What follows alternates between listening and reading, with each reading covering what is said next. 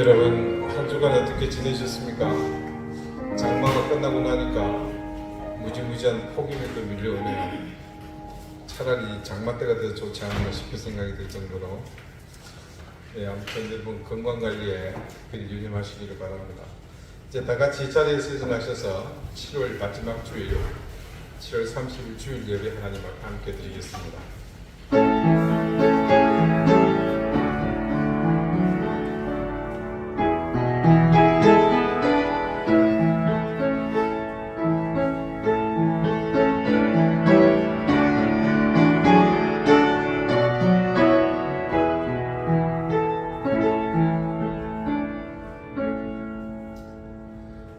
만민들아, 우리 하나님을 송축하며 그의 찬양 소리를 들리게 할지어다. 그는 우리 영혼을 살려두시고 우리의 실족함을 허락하지 아니하시는 주시로다.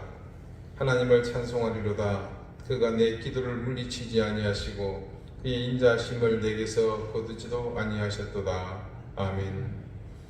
하늘을 바라보면 아득하기만 하며 우리는 그저 미천함과 지극히 작음으로 인해 도무지 다가갈 수 없다는 절망과 포기가 먼저 앞섭니다. 그럼에도 우리 믿음의 조상들은 알 수도 없고 자신의 손으로 만져보지도 못한 하나님을 향해 자신의 인생을 걸었고 그리고 그 귀한 생명을 아낌없이 던졌습니다. 하나님, 그저 막막함이 우리를 더없이 나약하게 만들고 때마다 우리의 생각을 비집고 들어오는 우리의 죄의 그림자들은 나를 헤어나오지 못하는 깊은 구렁으로 몰아가지만 내 인생을 보이지 않는 깊은 곳에서부터 이끄신 하나님, 보내신 그리스도의 거룩한 대속의 은혜가 넘어진 나를 일으키며 쓰러진 우리를 세우며 무기력한 우리 교회를 강력하게 붙드심으로 우리는 그런 하나님을 바라보며 예배를 드립니다.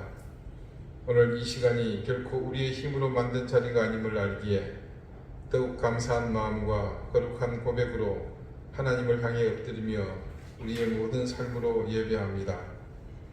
아버지 하나님, 우리를 받아주시며 우리의 내민 이 손을 굳건히 잡아주십시오. 거룩하신 예수 그리스도 이름으로 기원합니다. 아멘. 1장 함께 찬송하겠습니다.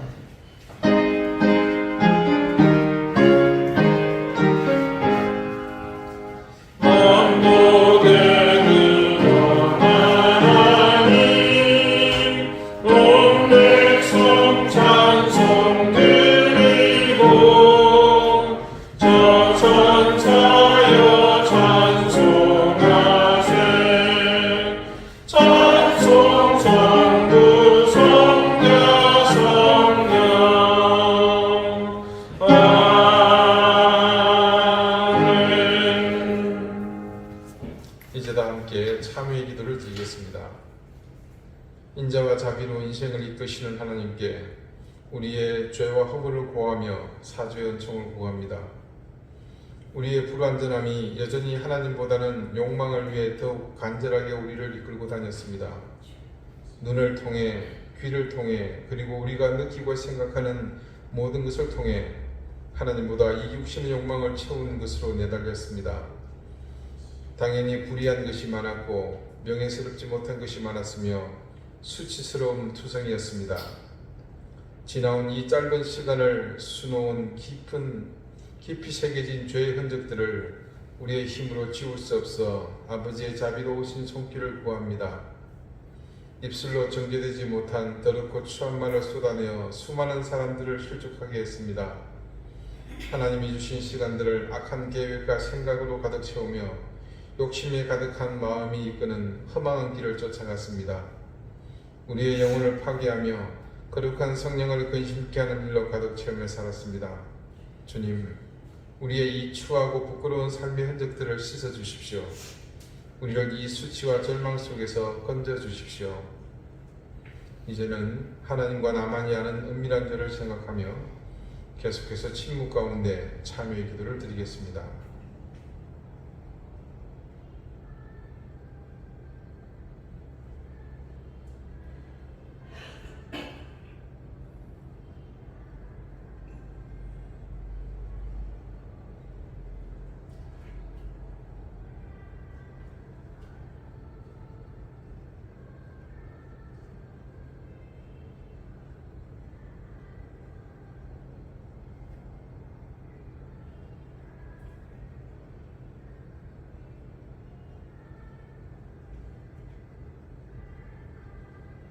하나님께서는 자신의 부끄러운 죄를 솔직하게 고백하는 사람들에게 말씀하십니다.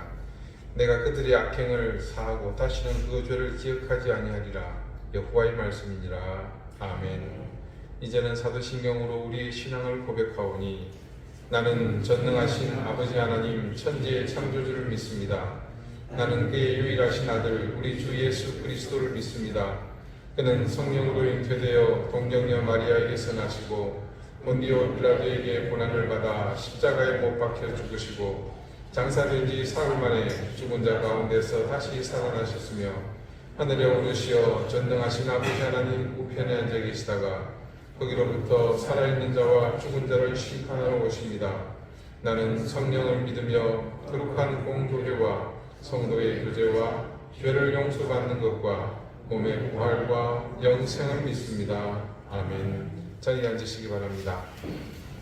이제 다 함께 성시를 교독하겠습니다. 성시는 교독문 8번, 시편 14편입니다.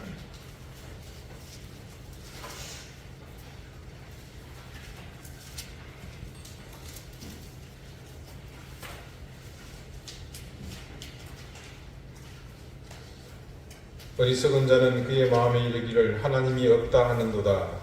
그는 무례하고 그의 시비 가증하니 손을 행하는 자가 없도다. 여호와께서 하늘에서 인생을 꾸고 살피사 지각이 있어 하나님을 찾는 자가 있는가 보려 하신즉 다 주시와 함께 더러운 자가 되고 선을 행하는 자가 없으니 하나도 없도다. 죄악을 행하는 자는 다 무지하냐. 그들이 떡 먹듯이 내 백성을 먹으면서 여호와를 부르지 아니하는도다.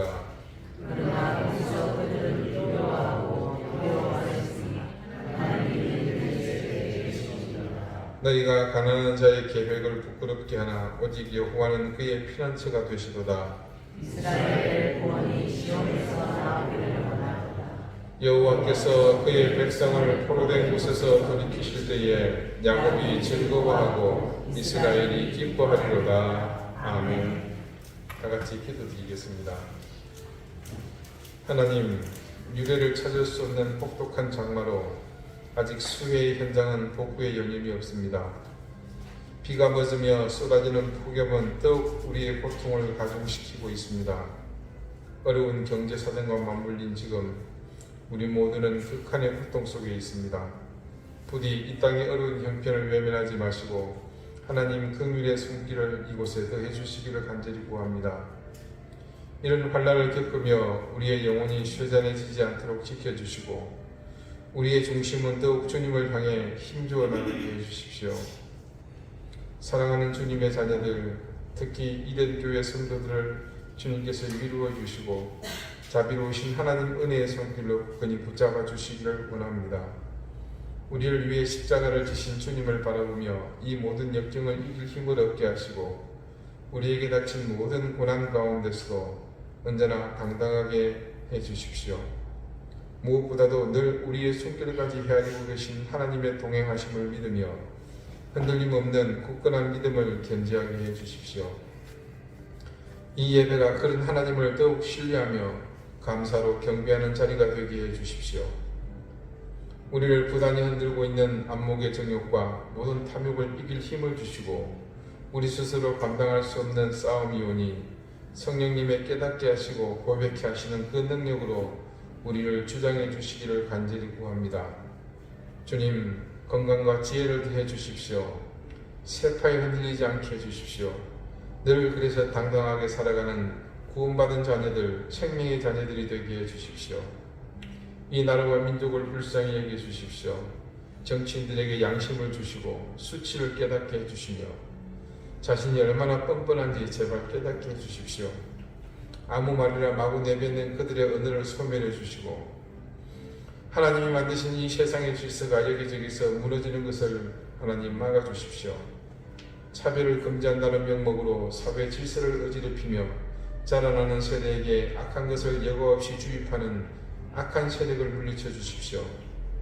무너진 학교 교육의 현장, 인권이라는 이름으로 자행되고 있는 불법들과 역차별들, 오히려 인권을 짓밟음으로 인권을 지킨다는 어리석은 발상이 자리 잡지 못하도록 하나님의 권능으로 그 어리석음을 무너지게 해주십시오.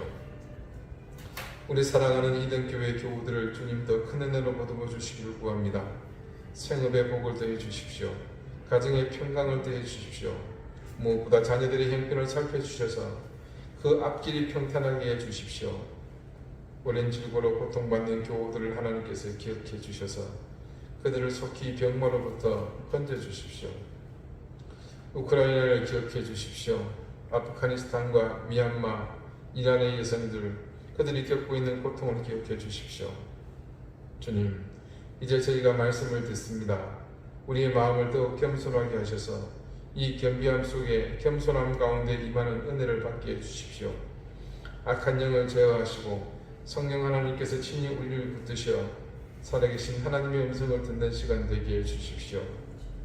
주님, 예배는 지금 시작해서 이곳에서 끝나는 것이 아님을 우리가 분명히 깨달으며 예배당의 문을 열고 나가 세상 가운데에서 지속됨을, 또 예배를 마치고 나가는 순간부터 새롭게 이어짐을 모두 깨닫게 하시고 매 순간순간 예배자로서의 삶, 내 스스로가 교회됨을 망각하지 않고 살아가는 생명 있는 자녀들의 삶이 되도록 인도해 주십시오.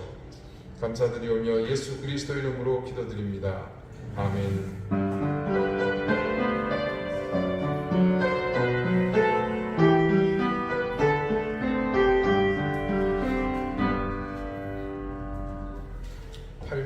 함께 찬송하겠습니다.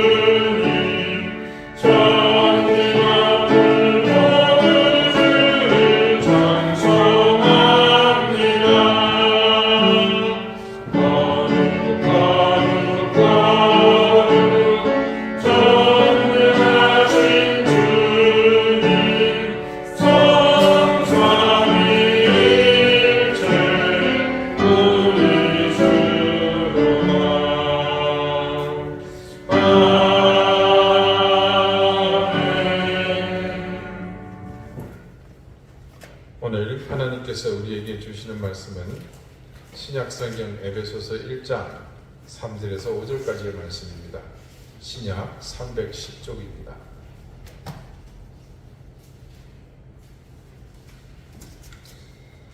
에베소서 1장 3절에서 5절까지의 말씀을 제가 읽겠습니다. 이제 다 같이 자리에서 일어나 하나님의 말씀을 경청하십시오.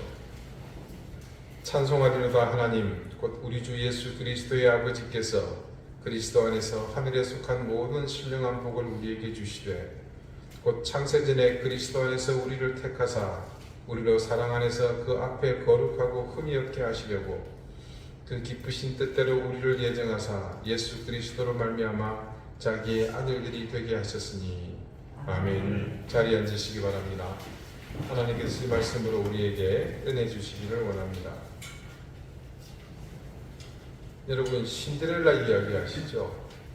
신데렐라는 어려서 어머님을 잃고요, 언니와 계모와 언니들에게 구박을 받았더래요.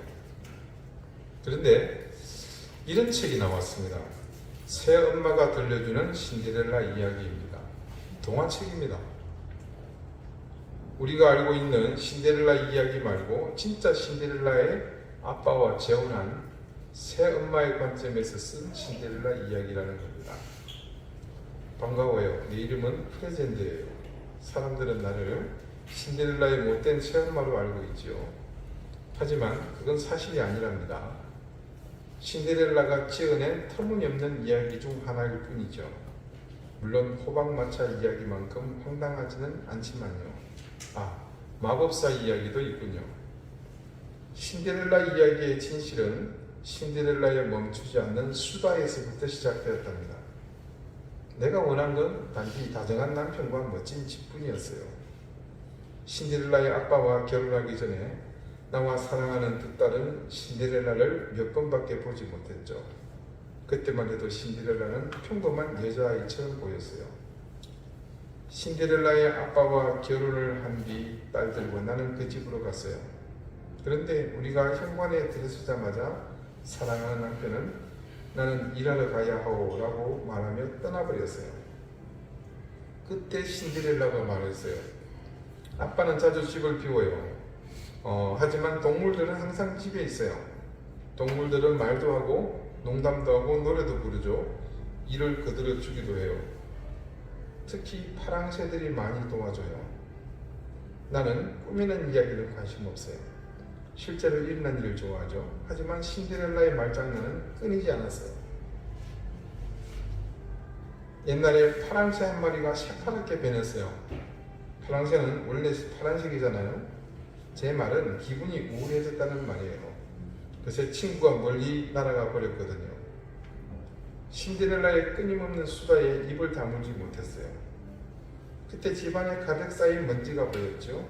얘야, TV 왜 이리 먼지 투성이니? 신데렐라가 대답했어요. 글쎄요, 그것보다 제가 집 구경을 시켜드릴게요.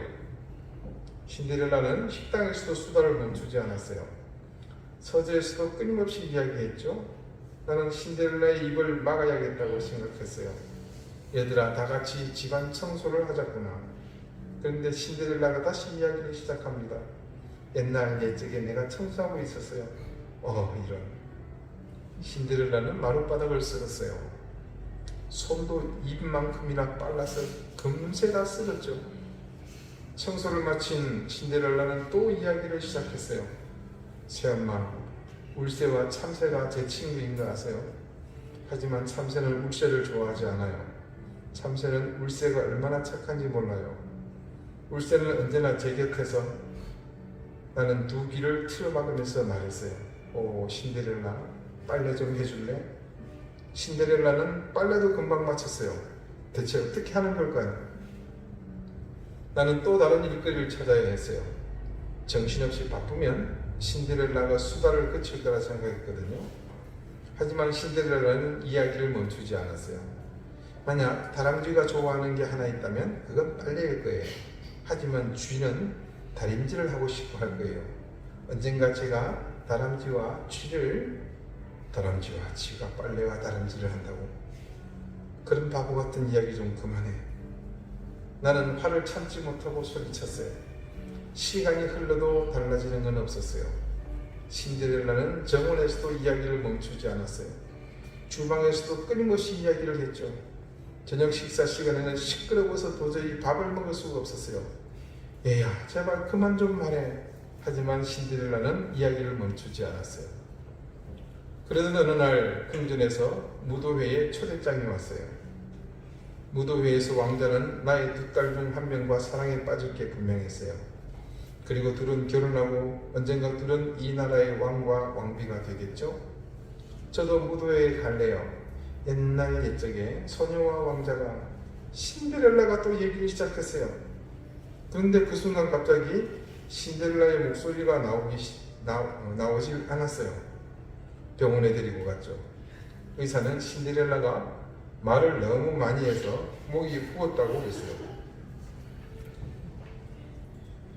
여러분은 전혀 몰랐던 사실이죠.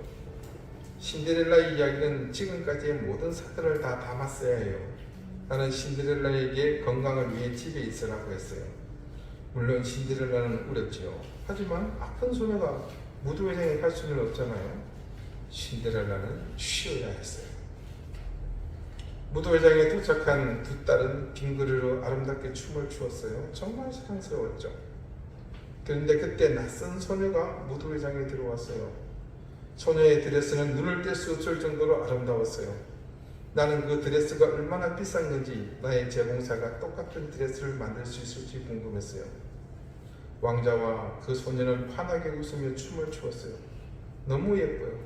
불쌍한 나의 두 딸은 그 모습을 그저 지켜보아야 했죠.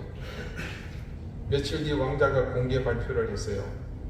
궁전 계단에 떨어져 있던 유리구두가 발에 맞는 소녀와 결혼할 거라고 말해요. 나와 두 딸에게 찾아온 좋은 기회였어요. 곧 왕자의 신하가 유리구두를 가지고 우리 집에도 찾아왔어요. 저요. 첫째 딸이 소리쳤어요. 아니에요. 제가 실어볼게요. 둘째 딸도 소리쳤지요. 차례차례 할게요. 신하가 말했어요. 두 딸 모두 유리구두를 신어봤지만 맞지 않았어요. 그때 목이 부은 신데렐라가 속삭이듯 말했습니다. 저도 신어볼게요. 이럴 수가. 신데렐라의 발에 유리구두가 꼭 맞았어요.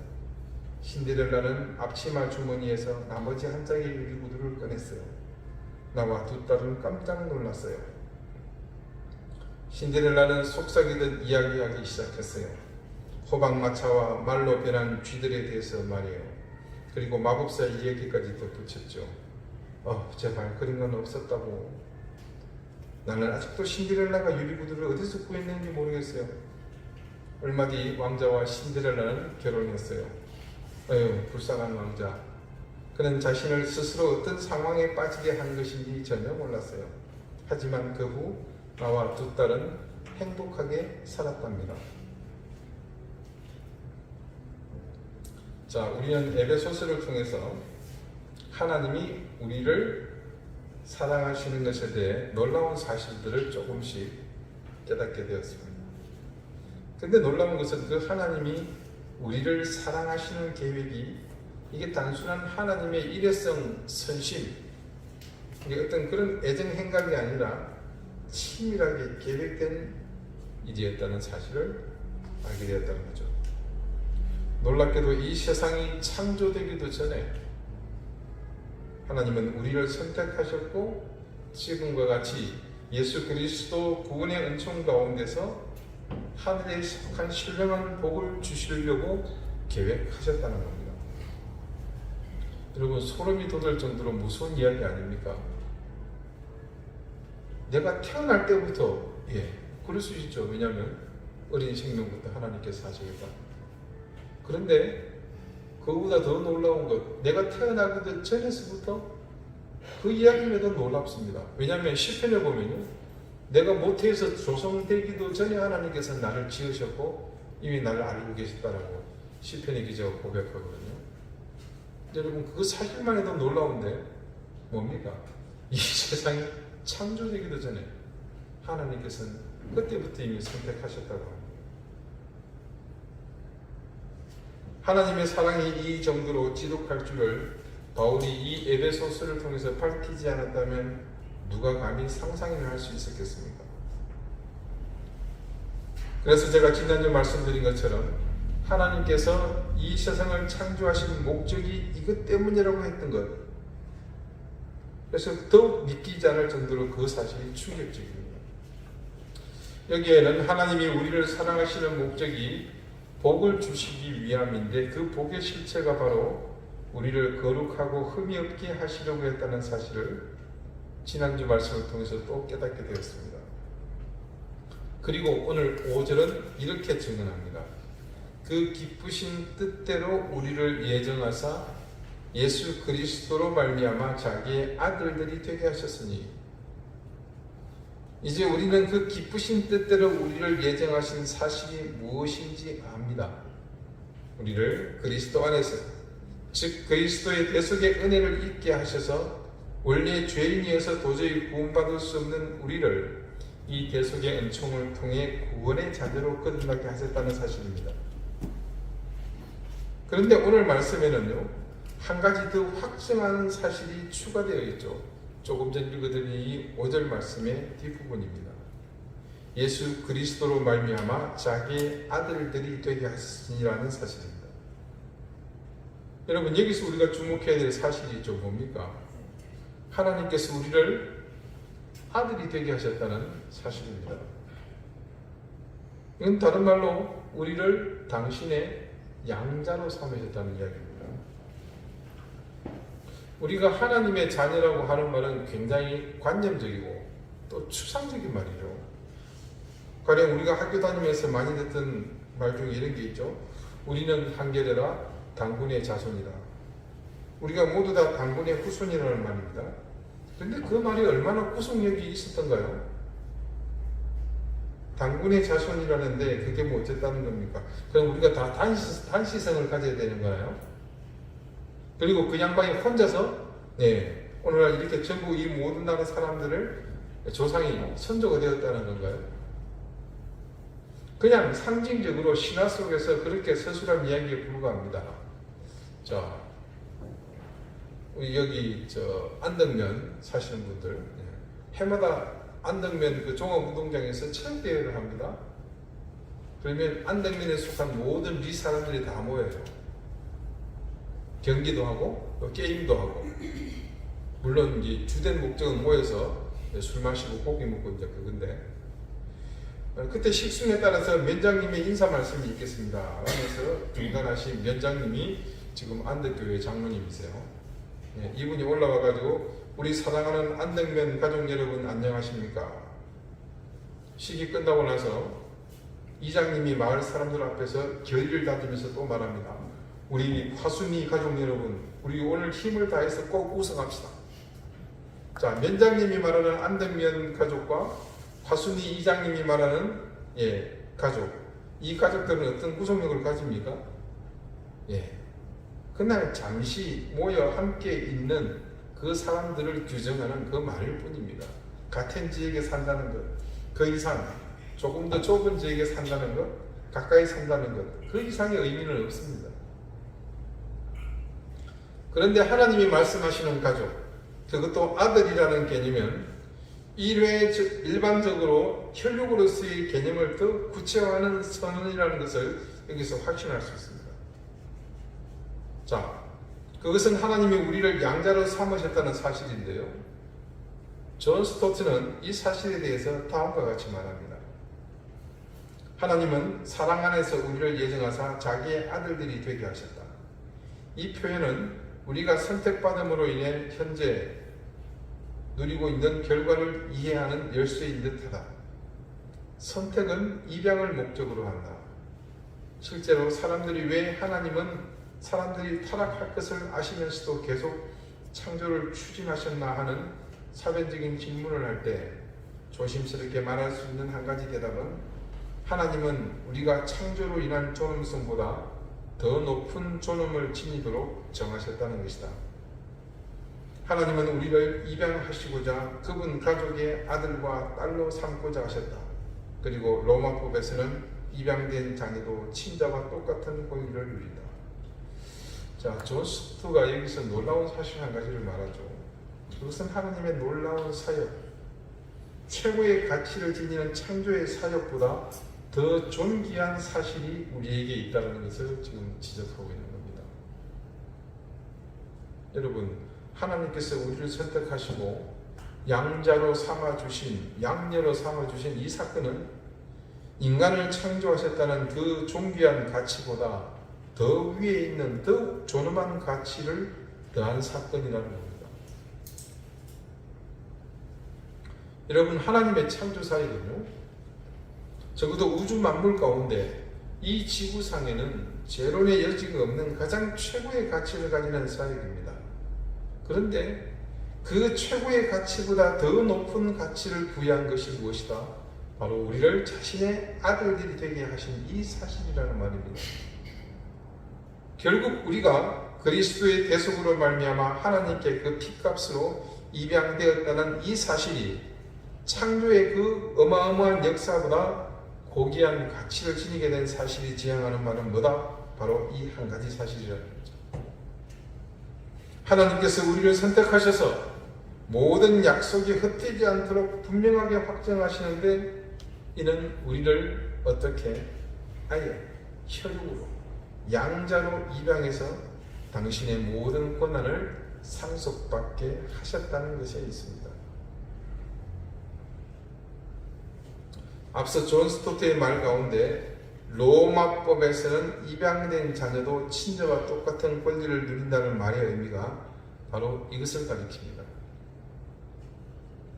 바울이 활동하던 로마가 지배하던 시대에는 그런 일이 왕왕 있었다고 합니다. 로마에 거주하는 부자들 중 자녀가 없이 지내는 사람들이 들어 있었는데, 그들은 늙어서 자기 집안의 노예 중에 한 사람을 선택해서 양자로 삼고, 그 양자로 삼은 노예에게 자기의 전 재산을 물려줬다는 겁니다. 여러분, 영화 배너 기억나시죠? 유다 배너. 거기서 이런 일이 일어나거든요. 친구 메살라의 배신으로 유다 베네의 가족들이 어떻게 됩니까? 총독을 암살하려 했다 이래가지고 전부 반역죄로 처벌받지 않습니까? 이때 유다 베네는 어디로 끌려갑니까? 이 갤리선에 노를 젓는 이 노꾼으로, 노예로 이렇게 전장에 끌려갑니다. 발에는 족쇄를 채우고요, 앞에 노를 젓는 노꾼들을 감독하는 감독이 이 북을 치는 것에 따라 정신없이 이 노를 젓습니다. 근데 보통 그 당시에는 이 노꾼들이 1년 정도면 그냥 죽는데요. 너무 힘들어서. 그런데 이 도끼를 품고 있는 베너는 자기가 목적이 있기 때문에 이를 악물고 3년을 버텨냅니다. 그러니까 노를 젓는 노꾼들 중에 앉아있는 그의 모습은 당연히 돋보일 수밖에 없죠. 모두 풀이 죽어서 눈이 맛이 가는데 혼자만 눈이 빛나고 있거든요. 그때 그 비범함을 알아본 함대의 사령관 아리우스는 마게도냐의 해적선과의 전투를 앞두고 베너를 불러서 그를 회유합니다. 그러나 베너는 그 회유에 응하지 않죠. 돌아가면 그에게 감독의 명하에서 쟤는 발의 족쇄를 풀어주라고 합니다. 그 하나의 호의가 결국 자신을 살리죠. 전투가 일어나고 이 베는 대파가 됩니다. 발이 풀려있던 이 유다 베너는 즉시 일어나서 다른 노예들의 족쇄를 풀어주고 형제 밖으로 나갔습니다. 나가보니 배는 완전히 파손되어 있고 거기 누가 있습니까? 아리우스 제독이 무리에 있거든요. 그를 건졌습니다. 배가 파손됐죠. 패한 겁니다. 그래서 함대의 사령관으로서 책임을 지고 자결을 하려고 하죠. 근데 그걸 제지합니다. 잠시 후 다른 로마 제국 배에 구출되고 보니까 아리우스 제독의 배만 파손된 것이고 그게 실제로 큰 승리를 거뒀다는 것을 알게 되죠. 이 아리우스는 개선 장군이 돼서 로마 제국으로 돌아옵니다. 그리고 베너가 자기를 살려준 보답으로 황제인 티베리우스에게 청원을 넣어 이 베너를 왕의 배인 이 갤리선의 노예가 아니라 자기의 직속 노예로 삼습니다. 그 후 베너는 어떤 일을 합니까? 전차 경기를 하게 되죠. 메살라의 원수도 갚습니다. 그렇게 5번이나 우승을 한 뒤 그는 유명 인사가 되었고, 그 후 2년이 지나자 아리우스 제독은 베너를 노예에서 풀어줄 뿐만 아니라 자신의 양자로 삼지 않습니다. 그래서 가문의 반지, 재산 모두를 그에게 물려주겠다고 합니다. 자, 그때가 그랬습니다. 그렇게 양자가 되면 양 아버지의 모든 권한, 모든 재산을 전부 상속받게 되는 겁니다. 그러니 입양이 된다는 사실은 단지 네가 내 아들이다 라고 선언하는 것, 나의 자녀다 라고 말하는 것보다 더욱 확고부동한 보장이 되는 겁니다. 저와 여러분이 예수 그리스도를 구주로 영접하여 구원에 이르게 되었습니다.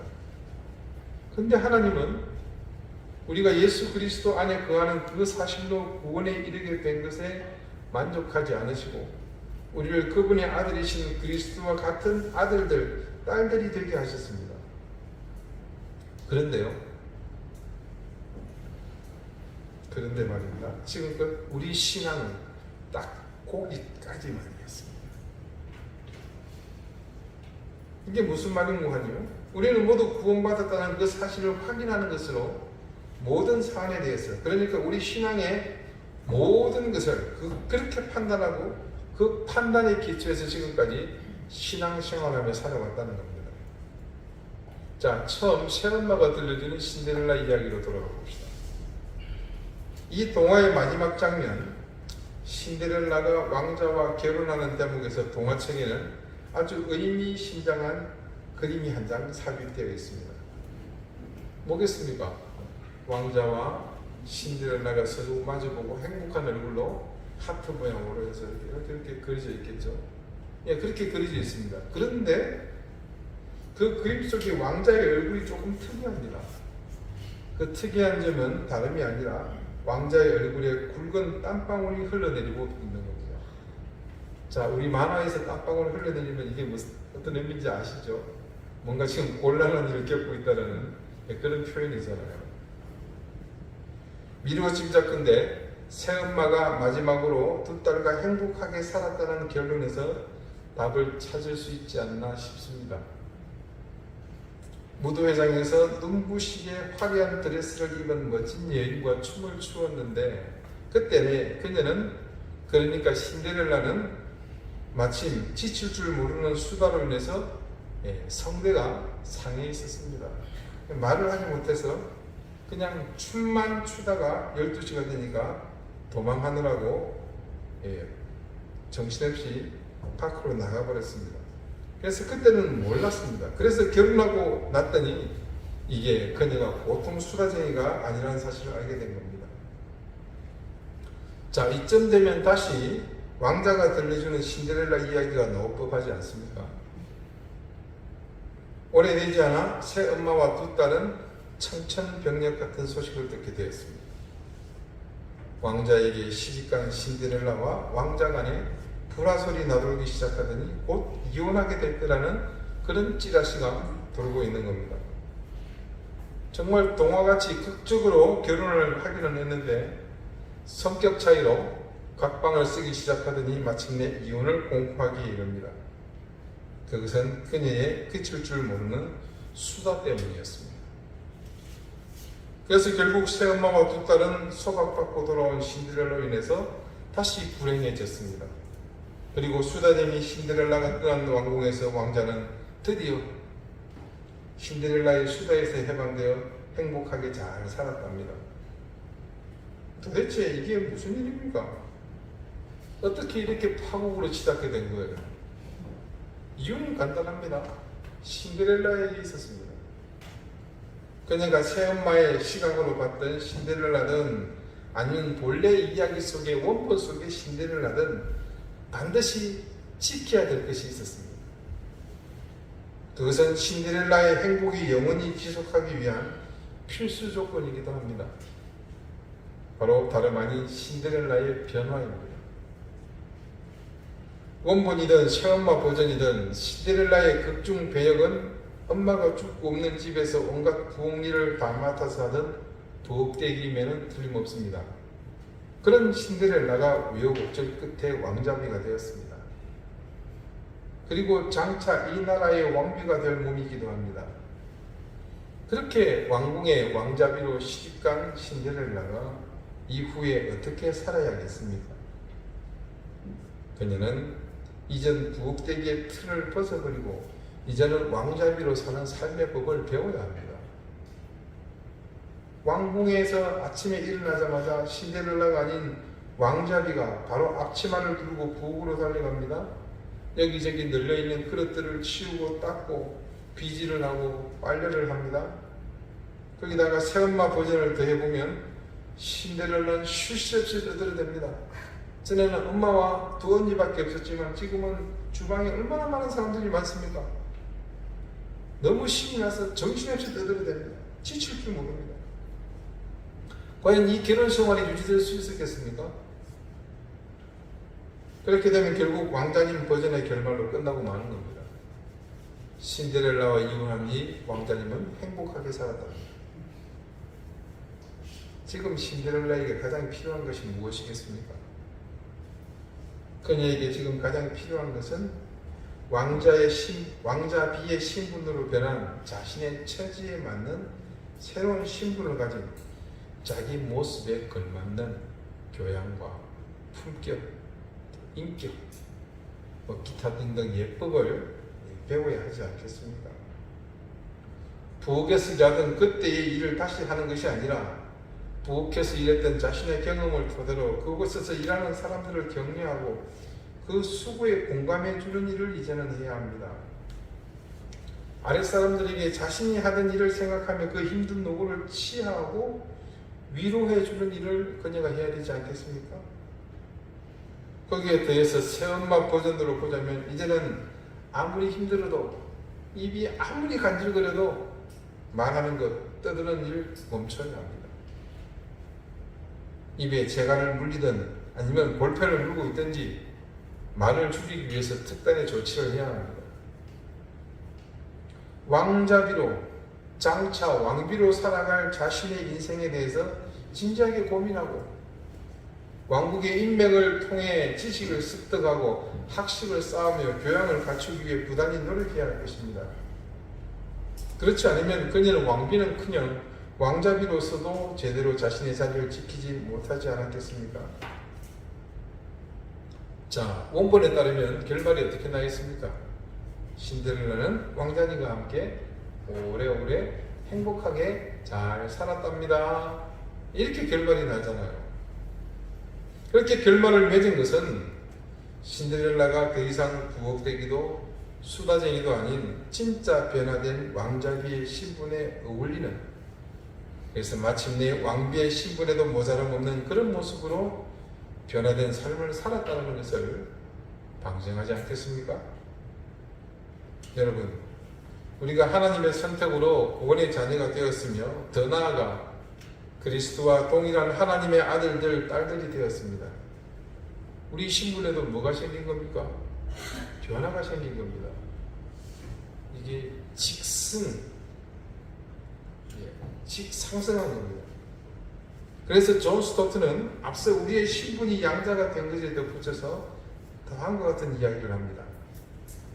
아들 됨은, 딸 됨은 또한 책임을 의미한다. 하늘 아버지는 자기 자녀를 버릇없이 기르시지 않기 때문이다. 앞서 신데렐라의 결론 부분을 다시 말씀드리기 전 그 이전의 내용으로 돌아가 봅시다. 저와 여러분이 예수 그리스도를 구주로 영접해서 구원에 이르게 되었습니다. 그런데 하나님은 우리가 예수 그리스도 안에 거하는 그 사실로 구원에 이르게 된 것에 만족하지 않으시고 우리를 그분의 아들이신 그리스도와 같은 아들들, 딸들이 되게 하셨습니다. 그런데 제가 그러고 뭐라고 그랬죠? 우리의 신앙이 딱 거기까지만이라고 했죠. 우리는 모두 구원받았다는 그 사실을 확인하는 것으로 모든 사안에 대해서, 그러니까 우리의 신앙 근본을, 우리의 신앙 전체를 그렇게 판단하고 그 판단으로 지금껏 살아왔다는 겁니다. 존 스토트는 바로 우리의 이런 현 상황에 대해서 지적하고 있는 겁니다. 우리의 신앙이 더욱 성숙해지지 못한 이유가 여기에 있었습니다. 우리가 여전히 수다쟁이 부엌대기 신데렐라에서 벗어나지 못하고 있었던 것입니다. 하나님께서 우리를 선택하시고 부르신 목적은 이미 밝혀진 대로 우리를 하나님 앞에서 거룩하고 흠이 없게 하시려고였습니다. 그래서 아들들, 딸들로 삼아 주셨는데 우리가 그 아들과 딸, 양자와 양녀로 입양된 그 사실에만 만족하고 그 사실에만 심취해서 그 기쁨에만 머물고 만다면 종국에 우리는 흠없고 거룩하신 하나님 앞에 설 수 없다는 겁니다. 우리에게 무엇이 있어야 한다는 말입니까? 하나님의 아들과 딸, 하나님의 양자와 양녀의 신분에 걸맞는 삶의 변화가 수반되어야 한다는 겁니다. 하나님은 우리가 어떤 자격이나 또 다른 것이 있어서 부르신 것이 아니라는 사실을 우리는 잘 압니다. 그런데도 왜 부르셨겠습니까? 그리스도의 대속의 은혜로 우리를 이제 의롭게 하시려고 부르신 것 아닙니까? 그렇다면 우리에게는 당연히 그에 합당한 삶의 변화가 뒤따라야 하지 않겠습니까? 거룩한 삶, 뭡니까? 구별된 삶이잖아요. 그것을 성경은 뭐라고 합니까? 성화라고 말하고 있습니다. 그리고 그 성화의 최종 목적지는 바로 그분의 아들과 같이 되는 것, 이 그리스도의 장성한 분량에 이르는 것입니다. 그리스도의 교회된 여러분, 그리고 이른 교회이신 여러분, 교회의 목적은 바로 여기에 있습니다. 우리가 모두 교회로서 나가야 할 방향과 목표는 바로 몸된 교회, 누구의 몸이요? 그리스도. 이 그리스도를 닮아가야 하는 겁니다. 이 땅의 교회가 이 목적을 상실하고 이 목표를 잃어버리면 안 됩니다. 그러면 결국에는 양자의 신분에서 소박 만든 소박되기 신데렐라의 신분이 되고 마는 겁니다. 왜 성경 말씀을 읽고 기도에 힘쓰고 늘 입술로 찬송을 부르는 겁니까? 우리 그거 안 하고도 신앙생활 잘 하지 않습니까? 그죠? 근데 사실은 아닙니다. 그거 속고 있는 겁니다. 그렇게 스스로 신앙생활 잘 한다고 믿고 있었는데 결국 까보니까 이 모양 이 꼴이잖아요. 말씀을 읽고 기도하고 찬송하는 일을 게을리하지 않는 삶의 모습은 우리가 하나님의 자녀라는 사실에 충실하고 그런 나의 자존감을 지켜가는 중요한 방편입니다. 이런 과정을 통해 우리는 말씀이 지향하는 삶을 살게 되고 기도와 묵상을 통해 더욱 하나님의 마음을 알아가게 되는 겁니다. 그렇게 알아가게 되면 어떤 일이 일어나겠습니까? 그렇게 되면 자연히 우리는 입술로, 마음으로, 그리고 우리의 온 영으로 하나님을 찬양하지 않을 수 없습니다. 이런 모습이 바로 그리스도와 연합하게 되는 우리 인생의 참된 모습인 것이죠. 여러분, 우리가 하나님께 입양된 아들이요 딸이라는 사실을 믿으십니까? 네, 그 믿음대로 그 고백대로 되시기를 바랍니다. 그리고 그 고백과 그 믿음이 공허한 메아리가 아니라 여러분 자신의 인생이 되도록 여러분을 말씀 앞에 그리고 기도의 자리로 매 순간 나가도록 하시기 바랍니다. 기도드리시겠습니다. 하나님, 이제껏 우리 인생은 그것이 전부였습니다. 우리가 하나님의 은혜로 구원받았다는 사실과 그리고 하나님의 자녀가 되었다는 그것에 만족했습니다. 하지만 우리에게 그 신분에 맞는 변화된 삶이 없었기에 우리는 그 머무는 곳에서 조금도 앞으로 나가지 못했습니다. 하나님, 우리가 머물고 있는 이곳이 우리 인생의 종착역이 되지 않게 해주십시오. 우리가 더욱 하나님의 자녀됨을 이루어가도록 인도해 주십시오. 말씀을 읽고 기도하며 그렇게 하나님의 뜻을 깨달아가며 더욱 성숙해져 그리스도의 장성한 분량에 이르는 삶을 살아가게 해 주십시오. 그래서 종국에 우리를 통해 그리스도를 발견하고 많은 사람들이 주님께 나오게 해 주십시오. 예수 그리스도 이름으로 기도드립니다. 아멘. 289장 함께 찬송하겠습니다.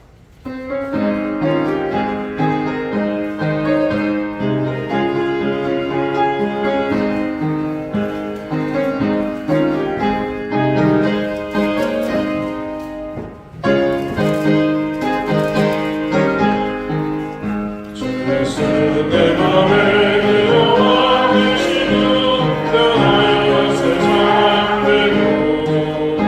늘 바라던 참된 제자인 너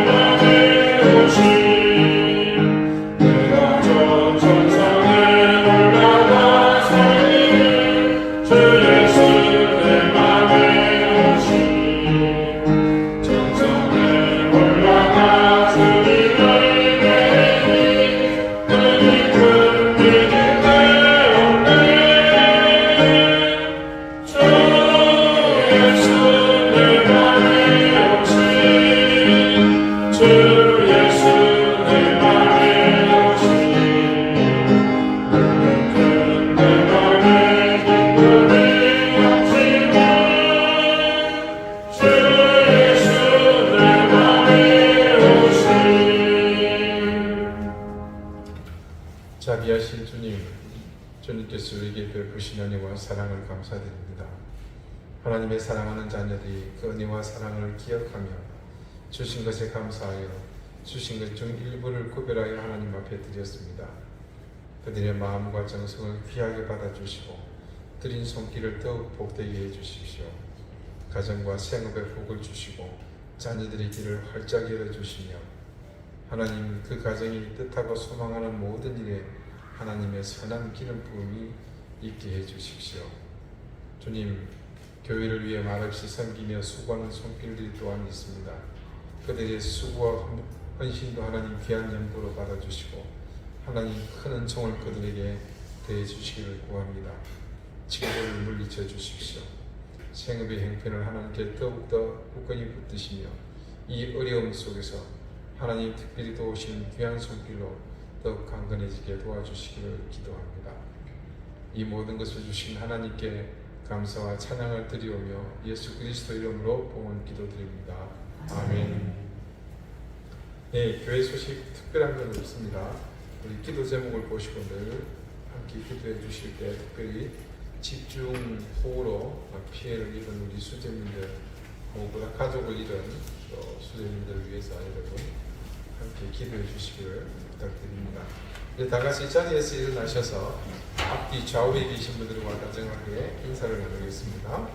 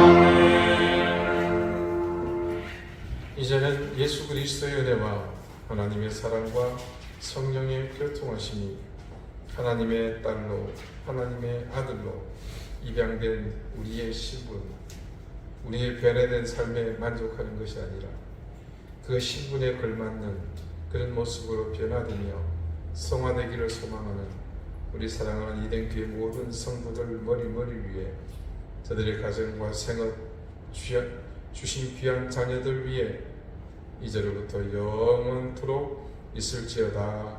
아멘.